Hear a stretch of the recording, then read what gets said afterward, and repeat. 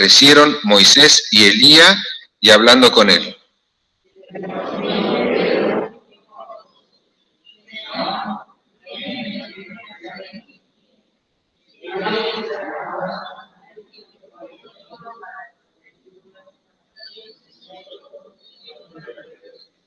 Y estando aún él hablando, he aquí una nube de luz que los cubrió, y he aquí una voz de la nube que dijo: Este es mi Hijo amado, en el cual tomo contentamiento, a él oíd.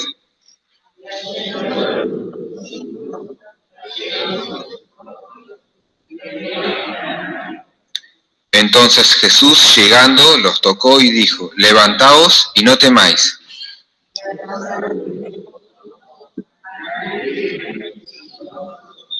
El Señor bendiga su palabra, que en esta mañana le toca al hermano Carlos meditar en ella.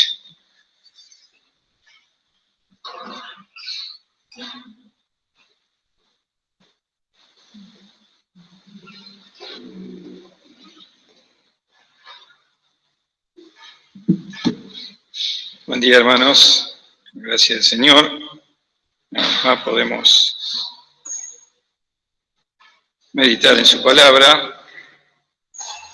Hoy nos toca la transfiguración del Señor Jesucristo, un pasaje muy conocido para nosotros, pero que también cuando nos ponemos a estudiarlo surgen muchas preguntas, ¿verdad? Vamos a leer otro pasaje en el Evangelio de San Marcos, capítulo 9.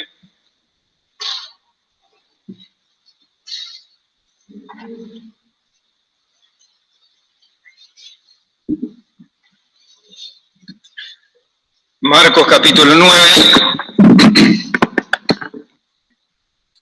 página 51. Vamos a leer desde el versículo 2 al 9.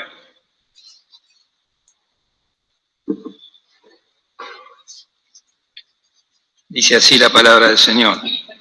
Y 6 días después tomó Jesús a Pedro y a Jacobo y a Juan y los sacó aparte solos a un monte alto y fue transfigurado delante de ellos. Y sus vestidos se volvieron resplandecientes, muy blancos, como la nieve, tanto que ningún lavador en la tierra los puede hacer tan blancos. Y les apareció Elías con Moisés, que hablaban con Jesús. Entonces, respondiendo Pedro, dice a Jesús: Maestro, bien será que nos quedemos aquí y hagamos 3 pabellones, para ti uno, y para Moisés otro, y para Elías otro. Porque no sabía lo que hablaba, que estaban espantados. Y vino una voz que les hizo sombra, y una voz de la nube que decía: Este es mi Hijo amado, a él oíd. Y luego, como miraron, no vieron más a nadie consigo, sino a Jesús solo. Y descendiendo ellos del monte, les mandó que a nadie dijesen lo que habían visto, sino cuando el Hijo del Hombre hubiese resucitado de los muertos. Señor, bendiga esta palabra. Podemos decir que los evangelios sinópticos, Mateo, Marcos y Lucas, tratan este pasaje. Y como decía, muchas cosas que nos ponemos a ver y surgen preguntas, ¿no? Acá, por ejemplo, ¿por qué Jacobo, Juan y Pedro y no el resto de los discípulos? Muchas cosas que bueno, tenemos que escudriñar la palabra para que el Señor nos pueda bendecir. Comenzamos con el versículo 2 que dice: y 6 días después, dice Marcos acá. Mateo dice: y después de 6 días. Y Lucas dice: y aconteció como 8 días después. Acá vemos una aparente diferencia, pero esto se soluciona, dicen los comentadores, con que Lucas toma lo que pasó antes de los 6 días, también como un día más, y la transfiguración como otro día. Lucas tiene una manera diferente de escribir que el resto de los evangelistas, también porque era griego, y estuvo con Pablo el apóstol de los gentiles, así que el Evangelio de Lucas tiene una manera de escribir diferente, más apropiada para los gentiles, más especialmente para los griegos de ese tiempo. Podemos hacer un paréntesis para pensar en el Evangelio de Lucas, una cosa que vi que me llamó la atención antes de seguir con el tema, que Lucas escribe de una forma diferente al resto de los evangelistas que eran judíos. Vamos a buscar 2 versículos, sin perder este pasaje. Vamos a ir a Lucas, tengamos este de Marcos 9, sin sacarlo. Lucas 21.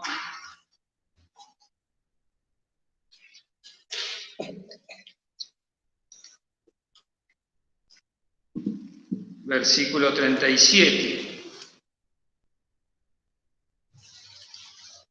Dice, y enseñaba de día en el templo, y de noche saliendo, estabas en el monte que se llama de las Olivas. Sabemos que Lucas dice, el monte que se llama de las Olivas. Una explicación, porque habla a aquellos que no conocían estas cosas, tanto como los judíos. Son pequeños detalles, pero que nos muestra cómo Lucas escribe diferente, ¿no? Si bien los evangelios son para todos, tiene una manera de escribir diferente. Y otro versículo, el 22:1, que dice, y estaba cerca el día de la fiesta de los ácimos, que se llama la Pascua. Ese que se llama es como que está explicando. Para los judíos no dice así, dice directamente porque eran cosas que yo entendía mal. Pero bueno, una cosa como para tener en cuenta y también para aprender a leer la Escritura, ¿no? Más específicamente. Volvemos a Marcos y vemos que los 3 evangelistas dicen de algo que pasó antes, ¿no? 6 días después de 6 días, como 8 días después. ¿Por qué? Seguramente porque si la palabra de Dios no insiste en eso, es porque era muy importante lo que pasó ese tiempo antes. Y nos va a enseñar a comprender lo que va a hablar ahora. ¿Qué es lo que pasó 6 días antes de que el Señor los lleva al monte, se transfigura delante de ellos? Hubo una conversación del Señor Jesús con su discípulo. Podemos decir más que una conversación, una declaración del Señor. Algo que les había dicho, que les habló claramente, que antes no se lo había mostrado tanto. Vamos a ver. Acá en Marcos, vamos a ir al versículo 31 del capítulo anterior, del 8, porque ahí comienza esa conversación hasta que llega lo que nos ocupamos ahora. Marcos 8, 31, dice, y comenzó a enseñarles. ¿Qué es lo que les comenzó a enseñar? Algo que le empieza a enseñar nuevo el Señor. Dice, y comenzó a enseñarles que convenía que el Hijo del Hombre padeciese mucho y ser reprobado de los ancianos y de los príncipes de los sacerdotes y de los escribas y ser muerto y resucitar después de 3 días. Y claramente decía esta palabra. ¿Qué quiere decir? Que hasta ese momento no les había hablado claramente de la cruz. Los discípulos habían entendido que era el Mesías, que tenían que seguirle, pero no, el Señor no les había declarado claramente lo que iba a hacer. Y acá comienza. También Mateo 16, 21, no lo busquen, pero dice, desde aquel tiempo comenzó a hablarles esta palabra. Y habla también de que el Señor Jesús tenía que padecer, convenía que vaya a Jerusalén, que sea muerto y resucite al 3er día. Lucas también, pero es menos explícito. Es más explícito, lo dice con más detalle, pero no dice desde ese momento. Pero todo esto nos muestra que ahí el Señor comienza a hablarle claramente de la cruz y de la resurrección. ¿Qué produce este mensaje? Este mensaje tan claro de la cruz. Produce que lo que produce es rechazo. Los discípulos se asustan, se espantan, no quieren escuchar. La cruz es rechazada. Esa es la naturaleza humana que rechaza. la cruz de Cristo, rechaza lo que Dios sabe que nosotros necesitamos, que es la cruz, porque la cruz es sinónimo de muerte, de destrucción, de negación de uno mismo. Vamos a ver acá en el versículo 32, en el 31 ya lo leímos,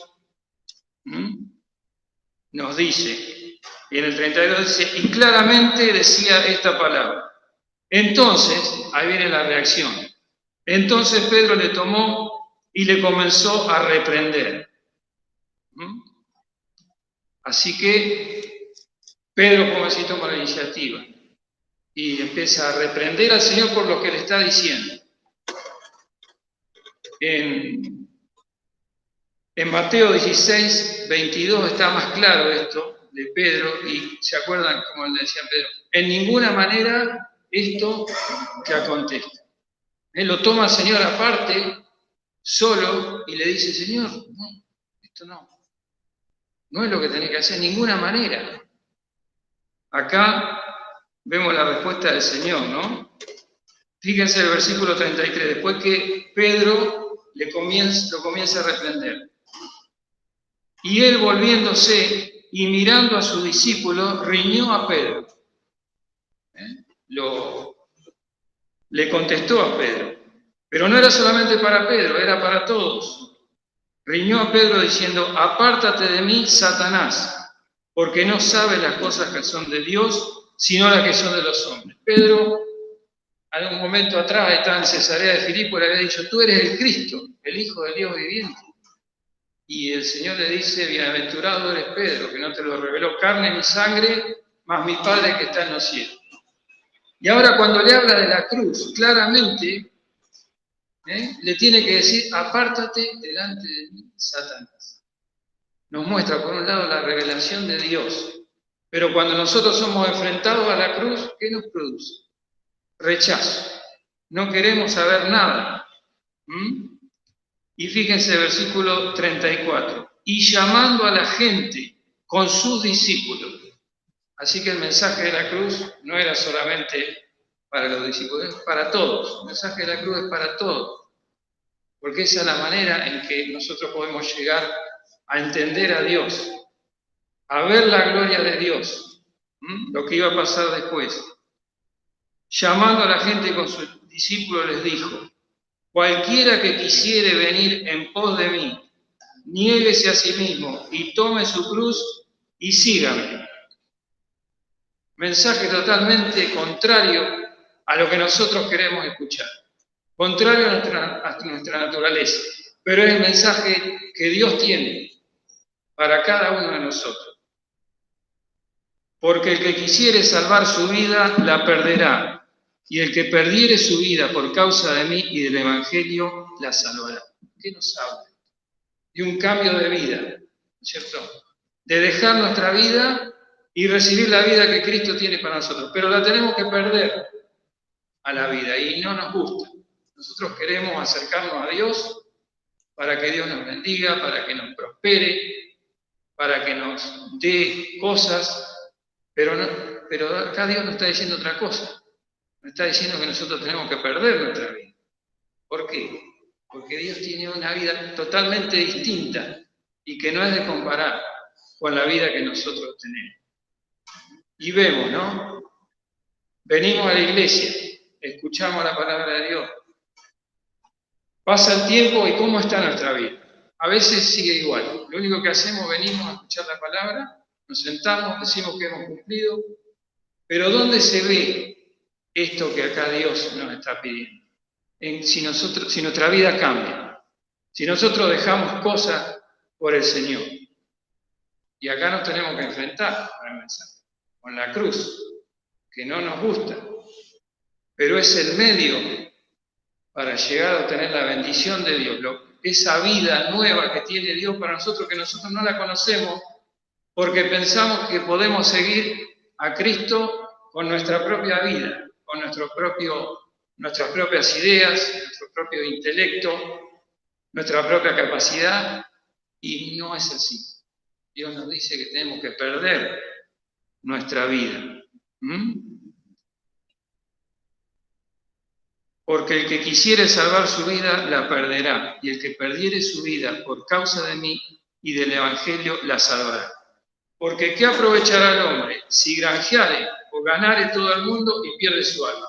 Para la salvación necesitamos conocer la cruz de Cristo. Y como creyente será diferente, es exactamente lo mismo. Lo que pasa el tiempo y nos olvidamos de la salvación, nos olvidamos del primer amor, nos olvidamos cuando entendimos que teníamos que rendirnos a Cristo. Y después como creyentes pretendemos seguir a Cristo sin la cruz, conservando nuestra vida, conservando lo que a nosotros nos parece que es lo mejor. ¿O qué recompensa dará el hombre por su alma?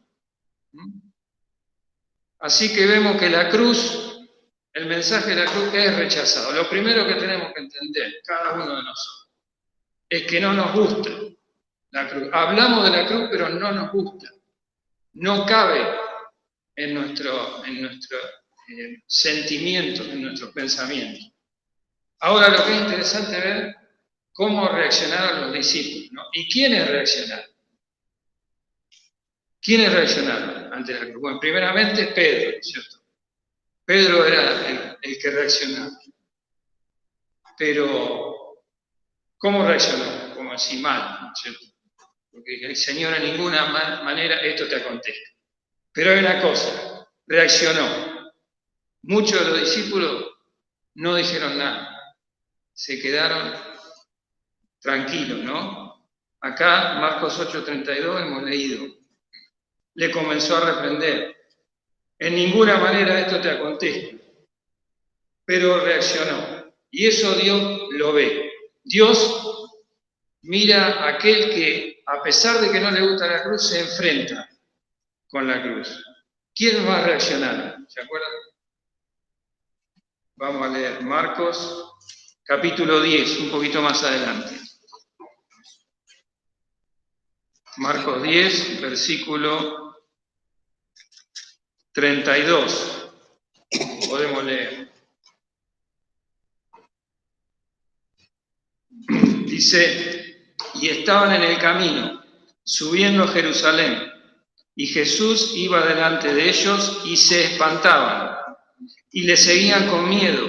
Entonces, volviendo a tomar a los 12 aparte, les comenzó a decir las cosas que le habían de acontecer. He aquí subimos a Jerusalén, y el Hijo del Hombre será entregado a los príncipes de los sacerdotes y a los escribas, y le condenarán a muerte, y le entregarán a los gentiles, y le escarnecerán, y le azontarán, y escupirán en él, y le matarán, mas al tercer día resucitará. Fijémonos, el mismo mensaje, otra vez, les dice, ¿no? Iban camino a Jerusalén. ¿Cómo le seguían? Con miedo. No querían saber nada, pero le seguían. ¿Y quiénes reaccionan acá? Jacobo y Juan. Dice, entonces, Jacobo y Juan, hijos de Zebedeo, se llegaron a él diciendo, Maestro, querríamos que nos hagas lo que pidiéramos. Y él les dijo, ¿qué queréis que os haga? Y ellos le dijeron, danos que en tu gloria nos sentemos el uno a tu diestra y el otro a tu siniestra. Jacobo y Juan, ¿qué hicieron? También, como Pedro. Reaccionaron ante el mensaje de la cruz. Mal, se equivocaron, pero reaccionaron. Entonces el Señor los pone a prueba, ¿no? Entonces habrán pensado ellos, nuestro Señor va a la muerte, va a morir, pero es el reino de Dios. Concebían el reino de Dios como algo para la tierra, ¿no? Terrenal, o limitado, no entendían bien. Entonces dice, bueno, ¿y quién, mientras el Señor se vaya y resucite, o no lo vamos a ver, no sabían, ¿quién va a estar? Dice, Señor, danos un lugar, que seamos los que seguimos. Si vos te vas, que quedemos nosotros. Mal, ¿no es cierto? Pensaban en ellos, de buscar un lugar. Y el Señor ahí los pone a prueba. Y le dice, entonces Jesús les dijo, no sabéis lo que pedís. ¿Podéis beber del vaso que yo bebo o ser bautizados del bautismo de que yo soy bautizado? Y ellos dijeron, podemos. podemos reaccionar ante el inminente peligro de la cruz, reaccionaron ante el mensaje. Sabía que no la iban a pasar bien, pero pusieron su vida, dijeron, vamos a seguirte, Señor, podemos. Y el Señor le dice, a la verdad del vaso de que yo bebo, beberéis. ¿Cuál era ese vaso? Era la cruz, ¿no es cierto? Ellos en un momento iban a entender, iban a tomar la cruz y iban a seguir al Señor. Y del bautismo de que yo soy bautizado, seréis bautizados. ¿Cuál era el bautismo? Que iban a participar esos que el Señor iba a participar. Podemos decir la muerte de la cruz, ¿no? Porque ahí dice, como dice, o no sabéis que los que somos bautizados en Jesús somos bautizados en su muerte. Cuando Cristo muere, nuestro viejo hombre juntamente muere con él. Podemos decir, por eso el Señor le dice, del bautismo de que yo soy bautizado, seré bautizado. Pero ellos no entendían esas cosas. Tal vez pensaban en un bautismo de sangre, porque bautismo significa inmersión. Así como Cristo iba a morir, ellos dijeron, sí podemos.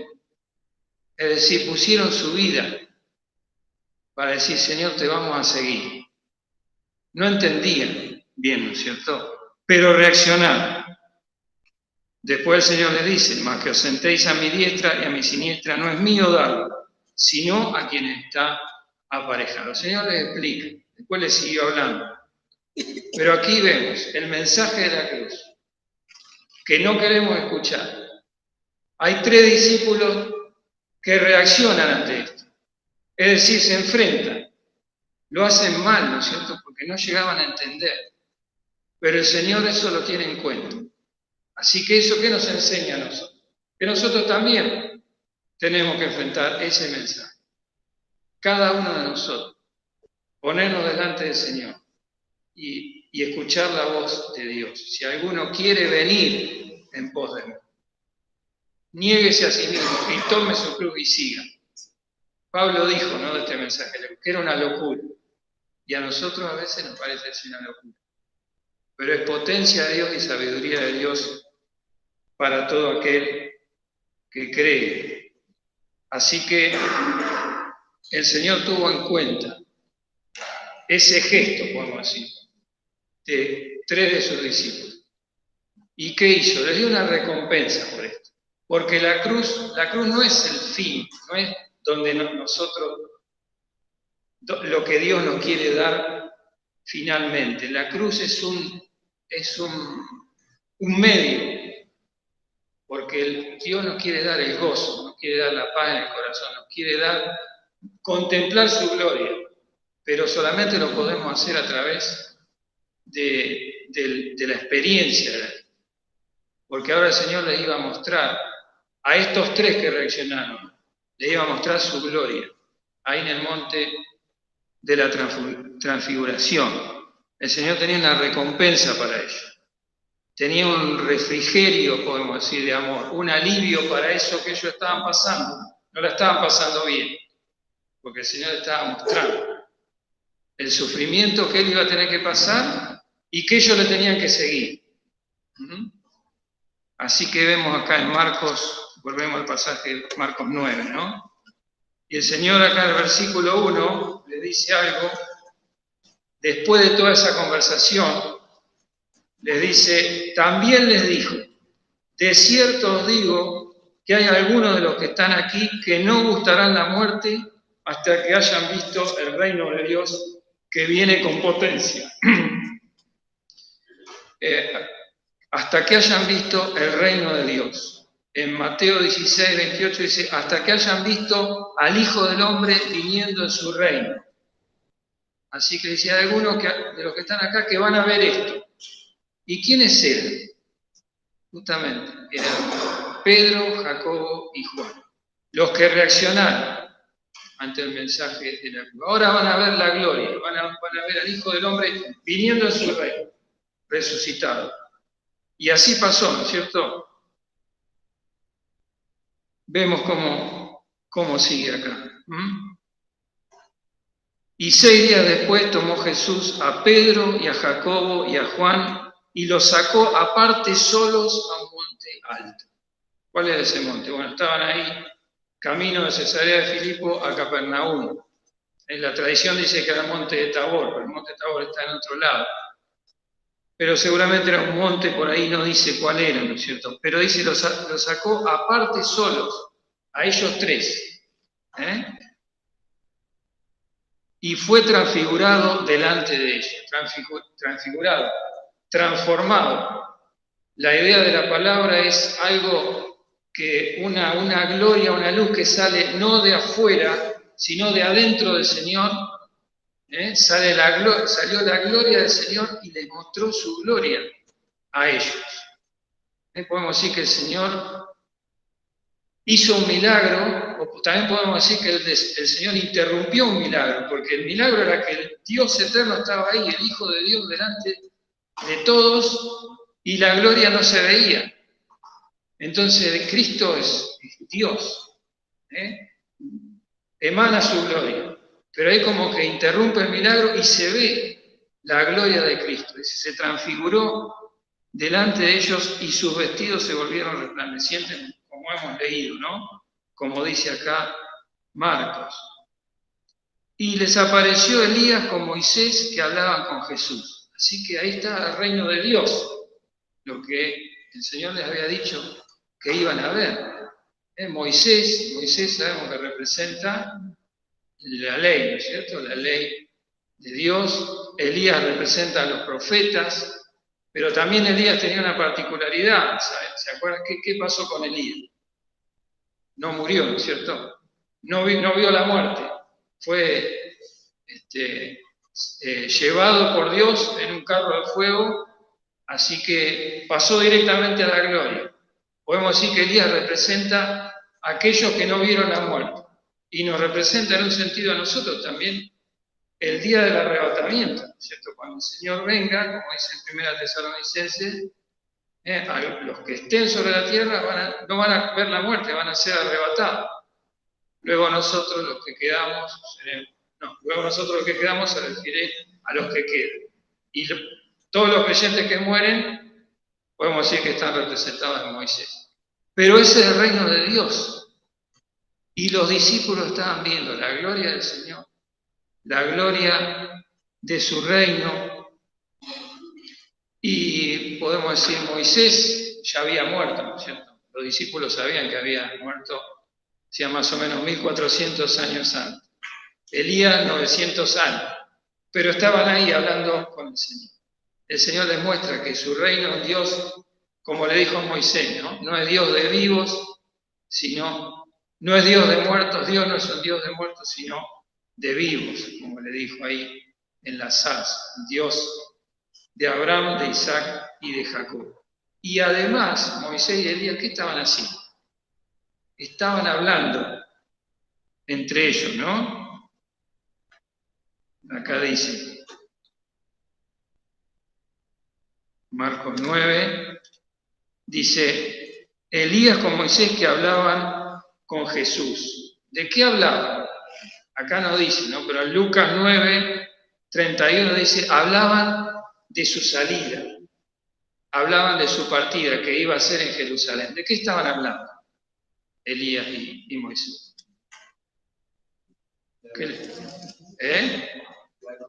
De la cruz. Estaba hablando del Señor Jesús que iba a ir, de su salida que iba a ser en Jerusalén. Así que, ¿cuál es el tema en el cielo? El Señor Jesús, la cruz de Cristo. Ese es el tema. De eso hablaba. Y ahí estaban Pedro, Juan y Jacobo contemplando todo eso, ¿no es cierto? Pero no solamente eso, dice, y vino una nube que les hizo sombra, y una voz de la nube que decía, este es mi Hijo amado, a él oí. Dios mismo, el Padre, descendiendo en una nube para que no se vea la gloria de Dios y mueran. La misma nube que bajó en el monte Sinaí cuando Dios descendió para que el pueblo de Israel pudiera ver lo que era Dios, ¿no? Pero Dios desciende cubierto por tinieblas para que el hombre no sea destruido. La misma nube que los guiaba en el desierto, ¿no? Cuando descendía del tabernáculo. La misma nube que iba a descender cuando Cristo estuviera en la cruz, para que Dios cargara el Padre el pecado de todos nosotros. Dios desciende cubierto de tinieblas en los momentos más importantes para manifestarse al hombre. Y acá también dice una nube que les hizo sombra de la gloria de Cristo, ¿no? Y dice a él oír. ¿Qué tenían que oír? ¿Qué tenemos que oír nosotros? El mensaje de la cruz. Y experimentar el mensaje de la cruz. Si no lo experimentamos, no podemos ver la gloria de Dios. Ese es el mensaje, la enseñanza. ¿Cuántas veces no queremos negarnos a nosotros mismos? Pero, Señor, te voy a seguir, pero en mi fuerza o en lo que yo elijo, pero no puedo ver la gloria de Dios. Voy a fracasar. Ahora una pregunta, ¿no? ¿Dónde estaba el resto de los discípulos mientras estos tres estaban ahí, contemplando la gloria del Señor? De ahí tenemos el contexto posterior a esto, ¿no? Primero lo que pasó antes y lo que pasó después, porque ellos después bajaron del monte, descendieron del monte, el Señor ellos le preguntaban, el Señor les iba explicando. ¿Y los demás discípulos dónde estaban? Abajo. ¿Se acuerdan qué estaban haciendo? Con los escribas, porque habían querido, lo vamos a leerlo, Marcos 9, 14. Dice, y como vino a los discípulos, vio grande compañía alrededor de ellos y escribas que disputaban con ellos. Y luego toda la gente, viéndole, se espantó y corriendo a él le saludaron. Y preguntóle, ¿qué disputáis con ellos? Y respondiendo uno de la compañía dijo, Maestro, traje a ti mi hijo que tiene un espíritu mudo, el cual donde quiera le toma, le despedaza y echa espumarajos y cruje los dientes y se va secando. Y dije a tu discípulo que le echasen fuera y no pudieron. Y después escuchamos la palabra del Señor, ¿no? Que le dijo. Y respondiendo él le dijo, oh generación infiel, ¿hasta cuándo estaré con vosotros? ¿Hasta cuándo os tengo de sufrir? Traédmele. Hemos meditado este pasaje en nuestro hermano Hugo. Generación infiel y torcida. Los discípulos, ¿por qué nosotros no pudimos? Por vuestra incredulidad, le dijo el Señor. Ahora pensemos todo el cuadro. El Señor le está mostrando la gloria a Pedro, Jacobo y Juan, que reaccionaron ante el mensaje de la cruz. Los demás discípulos fueron indiferentes, en alguna manera, también habrán escuchado, ¿no? Pero no dijeron nada. Y mientras estos tres discípulos estaban viendo la gloria de Dios, ¿qué estaban haciendo los demás discípulos? Estaban fracasando. Lo cual nos enseña que nosotros queremos seguir al Señor, pero queremos evitar la cruz y fracasamos. Y no podemos ver la gloria del Señor. ¿Por qué estos tres? Esta es la respuesta. Estos tres discípulos, vamos a decir, bueno, muchos dicen, eran los que siempre estaban más cerca del Señor, los que contestaban, los que se metían en problemas, entonces el Señor los tenía más cerca. Pero estos tres discípulos tuvieron muchos privilegios por parte del Señor. Fijémonos en Marcos 5, ahora un poco más atrás. Cuando el Señor resucita a la hija de Jairo, Marcos 5, 35. Dice, hablando aún él, vinieron de casa del príncipe de la sinagoga, diciendo, tu hija es muerta, ¿para qué fastiga más al maestro? Mas luego Jesús, oyendo esta razón que se decía, dijo al príncipe de la sinagoga, no temas, cree solamente. Y fíjense el 37, y no permitió que alguno viniese tras él, sino Pedro y Jacobo y Juan, hermano de Jacobo. Y vino a casa del príncipe de la sinagoga y vio el alboroto, los que lloraban y gemían mucho. Y entrando les dice, ¿por qué alborotáis y lloráis? La muchacha no es muerta, mas duerme. Y hacían burla de él, mas él, echado fuera a todos, toma al padre y a la madre de la muchacha y a los que estaban con él y entra donde la muchacha estaba. Sabemos, ¿no?, que el Señor ahí la resucita, pero ¿a quién dejó el Señor? A los padres de la muchacha, echó afuera a todos, y a Pedro, y a Jacobo y Juan. Ellos vieron al Señor resucitando a esta muchacha. Así que ellos tres, ¿no?, estaban más cerca del Señor, podían ver más cosas del Señor. ¿Por qué? Porque reaccionaron ante el mensaje de la cruz. Y cuando el Señor va a Getsemaní, ¿quiénes estaban con el Señor? Estaban todos los discípulos, ¿cierto? Esto no quiere decir que los otros discípulos eran peores que estos, pero ellos enfrentaron el mensaje. Los demás discípulos aprendieron también como ellos. Después, cuando recibieron el Espíritu Santo y cuando tuvieron toda la experiencia con el Señor resucitado. Pero esto nos marca una diferencia. Nos marca una diferencia. Vemos en Getsemaní, Marcos 14. Vamos ahora con adelante. Marcos 14, 27.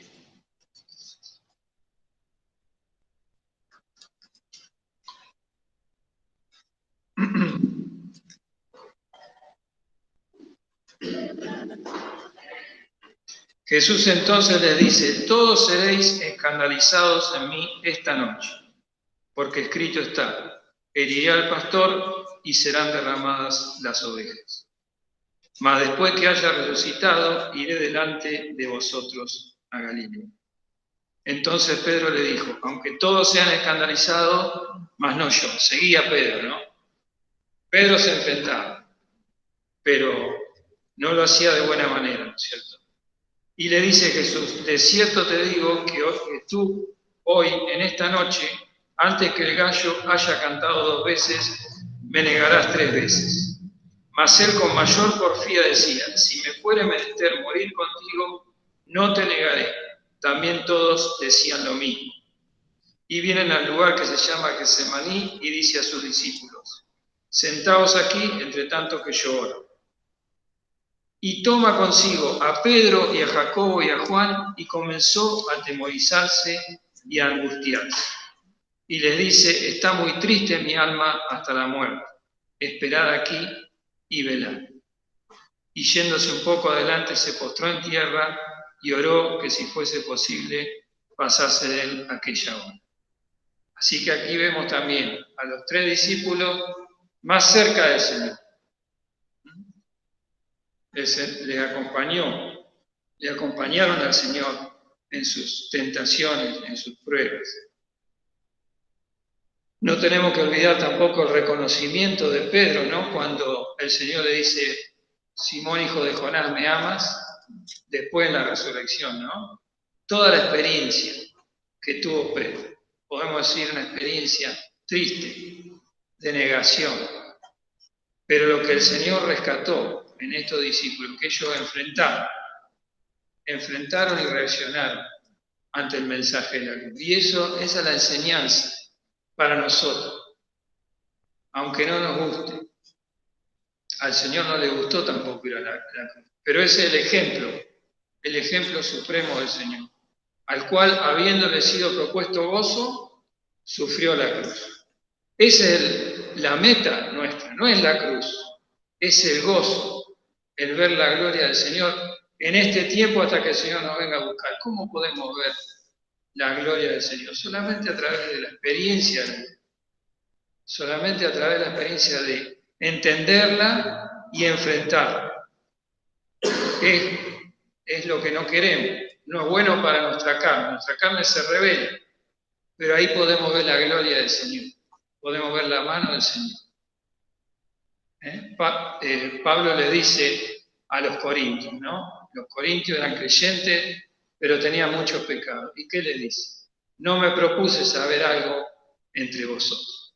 sino a Jesucristo y a este crucificado. Porque la palabra de la cruz es locura a los que se pierden. Qué maravilla que un alma pueda entender el mensaje de la cruz, ¿no? Porque naturalmente la rechaza, pero Dios obra en el corazón.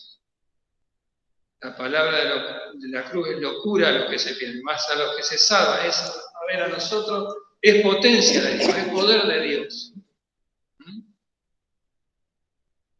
La palabra de la cruz es locura, pero a los que se salvan, potencia de Dios y sabiduría de Dios. Tenemos que mirar a Cristo, que Él afirmó su rostro para ir a Jerusalén. No podía detenerse y lo hizo por amor de nosotros. Ahora nosotros también, por amor, queremos ver la gloria de Dios, queremos ver que el Señor nos bendiga. Tenemos que enfrentar el mensaje y entregarnos a Él. Y el Señor se va a manifestar. Que el Señor nos pueda bendecir realmente para que seamos valientes, ¿no?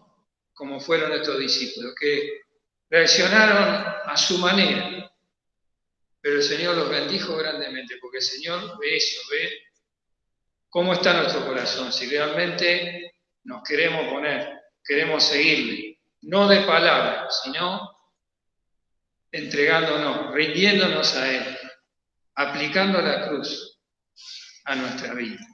Y ahí vamos a ver la gloria del Señor. El Señor nos pueda bendecir y podamos contestar a esta pregunta. Si me enfrento al mensaje del Señor, un mensaje de bendición, de paz, de gozo, pero tengo que pasar por la cruz. El Señor nos bendiga. Vamos a orar.